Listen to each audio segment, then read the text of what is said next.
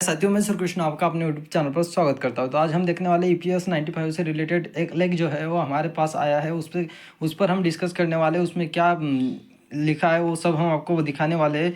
और देखिए दोस्तों, अगर आप हमारे चैनल पर नए हैं तो आप हमारे चैनल को सब्सक्राइब जरूर कीजिए और सब्सक्राइब के साथ साथ बेल आइकन को भी दबाइए ताकि अगले आने वाली हर वीडियो की नोटिफिकेशन आपके पास आ जाए। और देखिए दोस्तों, ईपीएस 95 से जो भी रिलेटेड कोई इन्फॉर्मेशन होती है तो हम आपके हमारे चैनल के माध्यम से बताते रहते हैं दोस्तों। इसलिए आप हमारे चैनल को, अगर आप पेंशनर्स है दोस्तों ईपीएस 95 की, तो हमारे चैनल को सब्सक्राइब करके रखिए ताकि कोई भी जानकारी हो तो सबसे पहले आपको मिल जाए।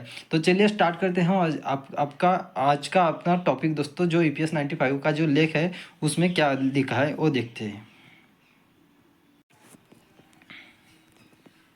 तो देखिए दोस्तों, ईपीएस 95 में जो है दोस्तों खेद व्यक्त किया है दोस्तों, जिसमें पेंशनरों के बारे में लिखा है। तो हम आपको दिखाएंगे कि उसमें क्या लिखा है। तो चलिए दिखाते हैं ईपीएस 95 का लेख।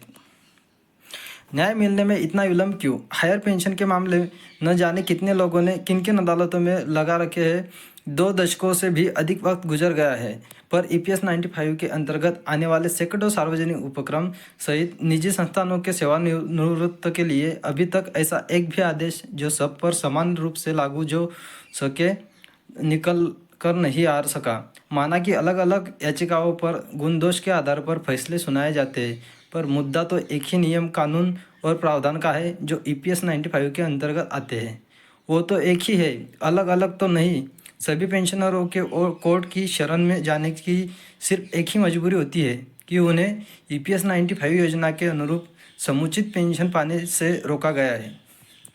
उच्च पेंशन को लेकर पता नहीं कौन कहाँ कहाँ क्या कर रहा है, लेकिन एक बात ही दिखाई देती है कि आज दिनांक पर भी अनेक प्रकरण देश के विभिन्न उच्च न्यायालय सहित देश की सबसे बड़ी अदालत में भी अनेकों पेंशन के प्रकरण लंबित पड़े हैं और उन पर अंतिम फैसला कब होगा यह भी कहना मुश्किल है।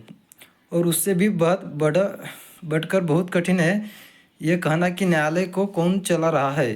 देश तो वो ही चला रहा है जिनको हमने चुना है। न्यायालय को तो हमने नहीं चुना, तो कैसे बताएं?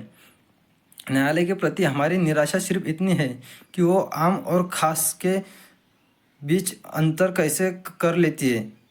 कोई खास न्यायालय में जाता है तो उसकी बात तुरंत सुन ली जाती है, और कोई आम पक्षकार हो तो उसे तारीख ही मिलती रहती है। ऐसे कैसे सभी जानते हैं कि पेंशनर्स का मामला कई वर्षों से कोर्ट के चक्कर में फंसा है।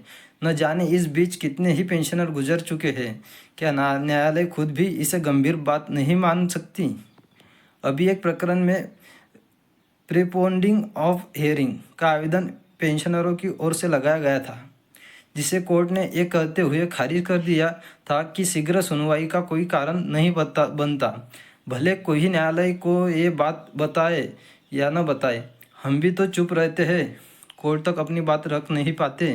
किसकी गलती कहाँ हो रही है इसका पता नहीं चल पाता। क्या वकील, क्या पक्षकार या फिर कोर्ट? कहाँ किसकी चूक हो रही है? हमारे मामले को तुरंत न सुने जाने की हम फेसबुक में इसकी चर्चा करते रहते हैं, पर हज़ारों में सिर्फ 2-4 ही अपना मुंह खोल पाते हैं। बाकी की राय तो यही रहती है कि इंतज़ार के सिवाय उनके पास कोई विकल्प नहीं है। ठीक है, चलिए यही करते हैं हम भी, जब तक जिंदा है।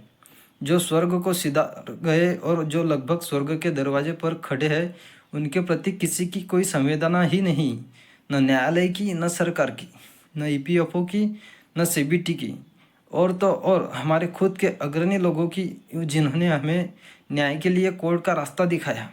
क्या किस्मत पाई है ईपीएस 95 के पेंशनरों ने? हे राम। तो देखिए दोस्तों, इसमें एक पेंशनर ने लिखा है दोस्तों, इसमें जो बातें लिखी है वो बहुत दुखदायक है दोस्तों। जो उनका कहना है कि उनकी बातें कोई नहीं सुन रहा है दोस्तों। कितने दिनों से कोर्ट में, कचहरी में दोस्तों इनकी केस चालू है, लेकिन उस पर कोई कोर्ट सुनवाई नहीं कर रहा है दोस्तों। इनकी तरफ से कोई सवाल खड़ा करने वाला नहीं है दोस्तों। अगर हो भी जाते हैं दोस्तों सपोर्टर में तो 2-3 लोग होते हैं, उससे ज़्यादा कोई नहीं होता। सब सिर्फ दिखावे में है, लेकिन सपोर्ट कोई नहीं करता। और देखिए दोस्तों, इनका ये भी कहना है कि अगर कोई वीआईपी आदमी जाता है तो उसका केस जल्दी सॉल्व हो जाता है, लेकिन इनके जैसे जाते हैं तो वो उनके पेंडिंग में केस चले जाते हैं, ऐसा उनका कहना है। और उस पर जो विचार विमर्श करना चाहिए वो कोई नहीं होता, उसके लिए तारीख पे तारीख मिलती है और आगे आगे लौटा जाता है दोस्तों। तो देखिए उनका कहना, ऐसे बहुत से पेंशनर्स थे जिनको पेंशन मिलनी चाहिए थी, लेकिन वो आखिरकार उनको न्याय नहीं मिल पाया, आखिर वो राह देखते देखते गुजर गए, लेकिन उनको पेंशन बढ़कर नहीं मिली दोस्तों। ऐसे ही और जो है बुजुर्ग लोग हैं जो अभी गुजरने के हालात में है, लेकिन फिर भी उनको जो उम्मीद रखाए बैठे हैं दोस्तों, उनकी उम्मीद पर पानी फेरने वाला है, उनकी उम्मीद कोई कंप्लीट नहीं होने वाली, ऐसा उनका कहना है। क्या सरकार इस पर कोई ध्यान नहीं दे रही है? क्या सरकार को इस पर ध्यान देना चाहिए?